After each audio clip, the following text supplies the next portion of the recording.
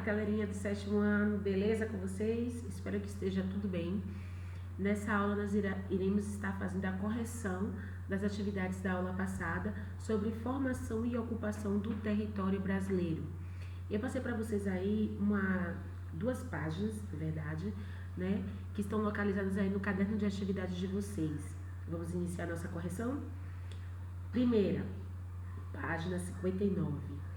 Faça a leitura do mapa e analise as informações apresentadas para, em seguida, responder as questões propostas.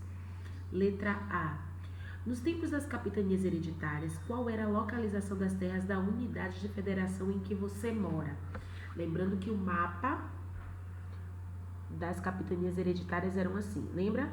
Tinha a divisão do lado português e a divisão do lado espanhol, tá? Assim era o nosso território aqui em verde. Tá ok? Então vamos lá. Aí você tem na primeira opção, totalmente no lado português do meridiano do Tratado de Tordesilhas. Número 2, opção 2, totalmente do lado espanhol do meridiano do Tratado de Tordesilhas. Opção 3, totalmente no interior de uma capitania hereditária. Número 4, com seu território distribuído em mais de uma capitania hereditária. Bom, gente, nós sabemos aí que nós temos duas opções. Na verdade, se vocês marcarem totalmente do lado português do meridiano do Tratado de Tordesilhas, estará certo, porque nós moramos aqui no estado da Bahia, que está aí totalmente no lado português, não é verdade? Mas também estaria mais certo ainda se você marcasse a opção 3, que corresponde a totalmente no interior de uma capitania hereditária. Mas a mais correta aí seria totalmente no interior de uma capitania hereditária, tá? Aí a letra B diz o seguinte, só para vocês não terem dúvida, olha aqui, ó, a Bahia, ó. Vem aqui, tá vendo? Ó, Bahia de Todos os Santos, tá vendo? Era uma capitania hereditária, tá? Então aí é muito pessoal essa resposta, mas eu iria considerar tanto a opção 1, no caso aqui de nós que estamos no estado da Bahia, como a opção 3. Bom, gente, vamos lá. Letra B. Se você assinalou a afirmação 3 ou 4, indique a capitania ou as capitanias onde se situa a unidade de federação onde você vive. Bom, gente, a capitania onde nós vivemos é a capitania da Bahia de Todos os Santos, tá? Isso aí não tem dúvida. É para tanto que até hoje nosso estado é conhecido assim, como Bahia de Todos os Santos. Vamos para a segunda questão. Durante o século XVI e o século XVII, o Nordeste era a região economicamente mais importante do Brasil. Do Brasil colônia. A. O que favoreceu o destaque econômico dessa região? O que será que favoreceu o destaque? Olha só. O desenvolvimento dessa atividade canavieira, que era a atividade de plantação da cana-de-açúcar, ela se destacou principalmente na região onde é conhecida como Zona da Mata, tá? Nordestina. Exatamente por apresentar características em relação ao solo, que é chamado solo de Massapê, que possui qualidades, tá? Minerais para o desenvolvimento desse cultivo da cana-de-açúcar e também pelas condições climáticas, por ter uma condição quente e úmida, que é totalmente favorável para o desenvolvimento da cana-de-açúcar. Letra B. O que provocou o deslocamento do eixo econômico para o Sudeste? Qual mudança política administrativa foi feita em decorrência disso? Ou seja, o que foi que provocou com que toda a economia deixasse de estar centralizada no Nordeste e viesse para o Sudeste? O que foi que aconteceu? Quais foram as mudanças políticas administrativas que foram feitas através disso, por conta disso? Olha só, gente. A descoberta de ouro em Minas Gerais fez com que todo o povoamento e desenvolvimento do Brasil, né, se concentrasse agora nessa fase, nessa região. Então foi feito um povoamento e um desenvolvimento dessa região onde se localiza Minas Gerais. Como consequência, o capital da colônia, ou seja, a principal geração econômica da colônia, mudou-se de Salvador, saiu de Salvador e foi para o Rio de Janeiro, tá? Por ser uma região que é mais próxima a Minas Gerais, o que facilitava o acesso, tá? E combatia com mais eficiência o contrabando dos minérios, que existia muito nessa época, tá?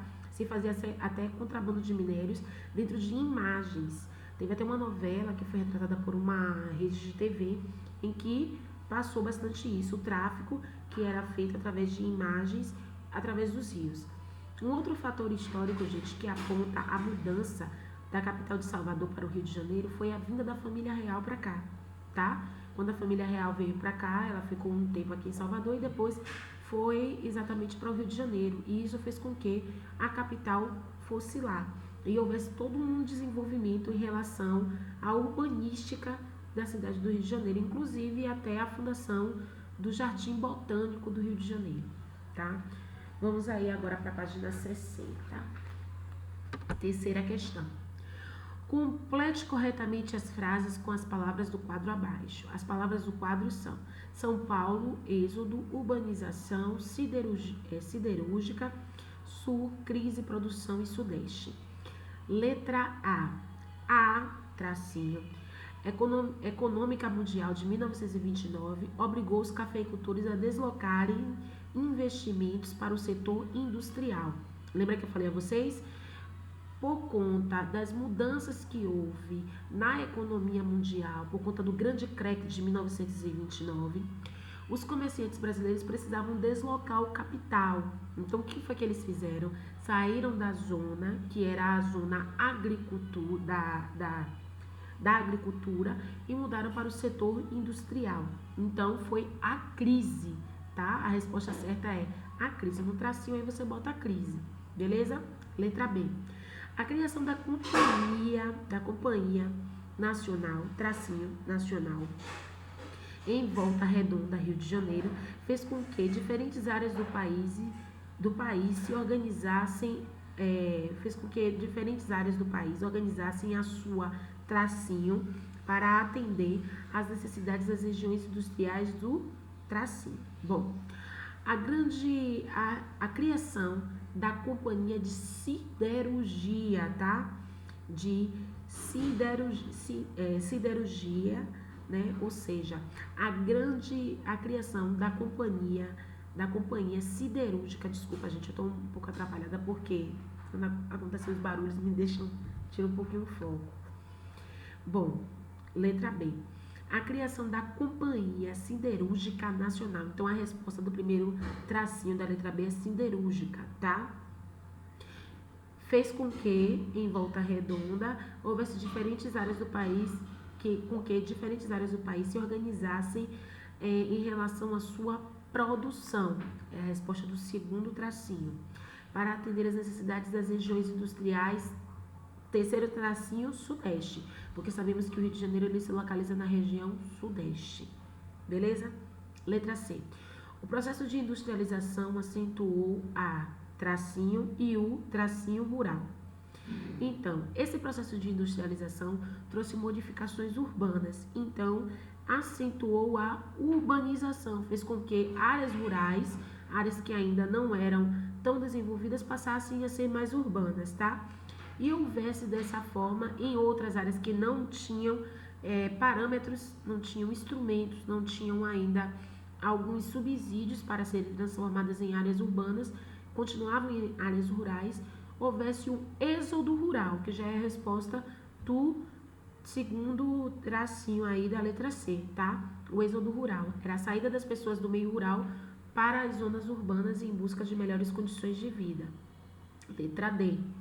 No fim da década de 1960, as indústrias até então concentradas em Tracinho e no Rio de Janeiro espalharam-se para Minas Gerais e para as regiões Tracinho e Nordeste.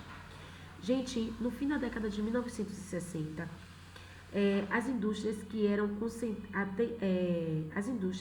até então concentradas na cidade de São Paulo, tá? E no Rio de Janeiro, por serem exatamente cidades que são localizadas aí no Sudeste, tá? Possuem essa proximidade em relação à conectividade, tá? Tinha essa proximidade em relação à capital, que era o Rio de Janeiro antigamente, e tinha essa proximidade em relação à área onde foi descoberto os minérios, para evitar aquele escoamento que eu expliquei, lembra? Então, elas espalharam-se para Minas Gerais, tá? Para ter esse controle, e para as regiões do sul, que já é o segundo tracinho aí da letra D. A resposta é São Paulo e Sul, na letra D. Bom, gente, abaixo na quarta questão tem um mapa. Aqui o mapa.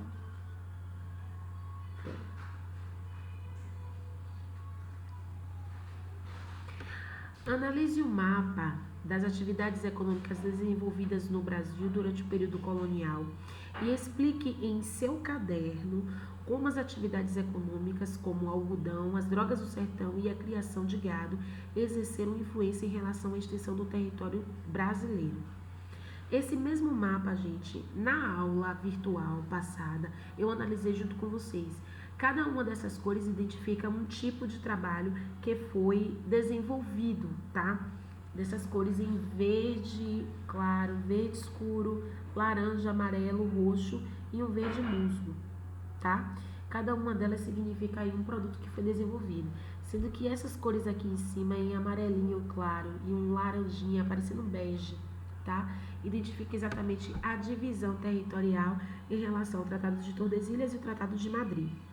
Mas o que vocês precisam focar aí nesse mapa é essa divisão em relação ao desenvolvimento da agricultura, tá? Desenvolvimento de produtos em solo nacional. Então, se vocês verificarem aí, cada uma dessas manchinhas, ela vai dando um passo a passo, tá? Você tem aí o pau-brasil que se desenvolvia mais em uma região litorânea, assim, dessa forma também a cana-de-açúcar, por conta das condições climáticas e do solo na zona da mata, tá? Você já vê aí a manchinha em cor de abóbora em laranja, que já seria a pecuária, ou seja, vai chegando para dentro, né? Para dentro do território. Aí você vê em amarelo em relação à mineração, em roxo as drogas do sertão e em verde musgo o algodão. Bom, gente, o algodão e as drogas do sertão e a criação do gado foram atividades que contribuíram para a expansão do território brasileiro, porque foram atividades que foram feitas através do trabalho dos bandeirantes, lembra? Eles tinham esse trabalho para poder desbravar a terra e trazer indígenas para serem escravizados, e nisso tudo eles foram descobrindo a plantação, né, essas espécies dentro do nosso território, e isso foi expandindo o nosso Brasil, tá? Então fez com que algumas espécies de drogas do sertão fossem encontradas, sendo assim exploradas e cultivadas, expandindo os limites em relação à agricultura e em relação à pecuária, por conta de algumas características em relação à localidade, a pasto, para que assim o gado pudesse se desenvolver. E isso fez com que a pecuária crescesse em nosso solo, dentro dessas regiões, tá ok? Bom, gente, essas foram as atividades que passei para vocês na aula passada. Qualquer dúvida, vocês podem estar me procurando, tá? Beijão e até a próxima aula.